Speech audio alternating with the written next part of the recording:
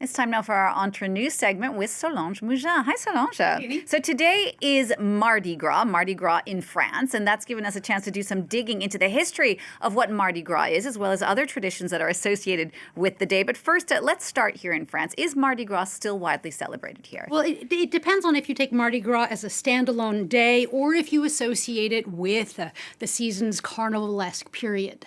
For Mardi Gras is not a national holiday here in France, and you likely will not see children dressed up on the streets on Mardi Gras proper, as you might say, for example, on Halloween. However, this time of year, the spirit and the tradition of Mardi Gras and of carnivals is alive and well in France, as is eating lots of fattening and delicious food, namely crêpes and fried dough. And I'll get into all of that more of what to eat where in a minute. But first, let's break down some terms for you. For Mardi Gras goes by many names, as it's become a tradition across the world. Now, the literal translation of Mardi Gras is Fat Tuesday, which some people call it. But it's also called, specifically in some English-speaking countries, Pancake Day, with a whole array of traditions of people carrying pancakes in a pan and racing down the street in some nations.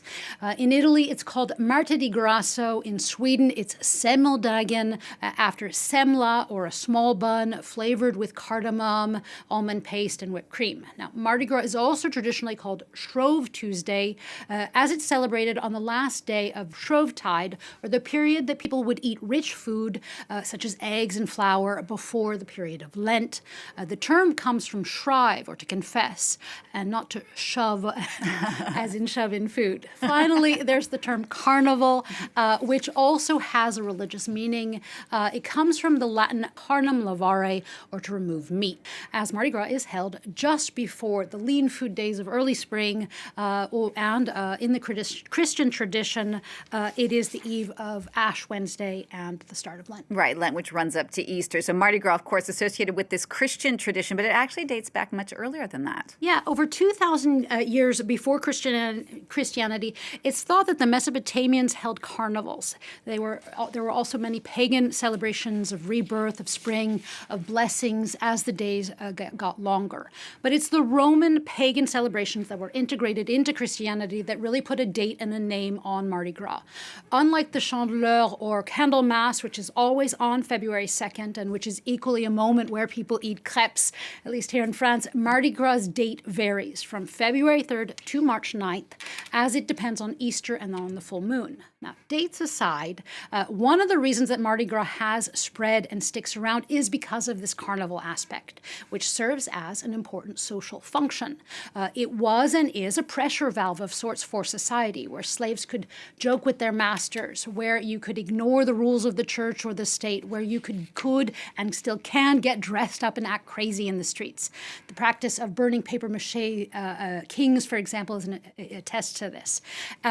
So this need to let loose spread from Italy to southern France and Spain, from France to New Orleans, and from Spain to Rio, making it today less of a religious festival in many countries and more of a celebrating one. And in addition, Mardi Gras and carnivals really have a strong economic impact in many cities around the world. Yeah, a prime example of this is New Orleans and its famous Mardi Gras period, which is thought to bring in nearly $900 million in direct and indirect spending.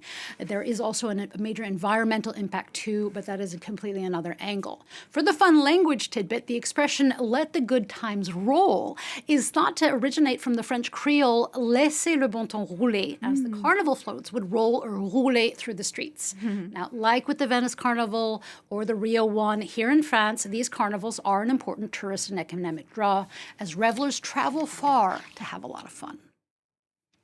Normally we plan on spending 100 euros each. It starts that way and ends up at who knows how much. Always the same team. We're the best.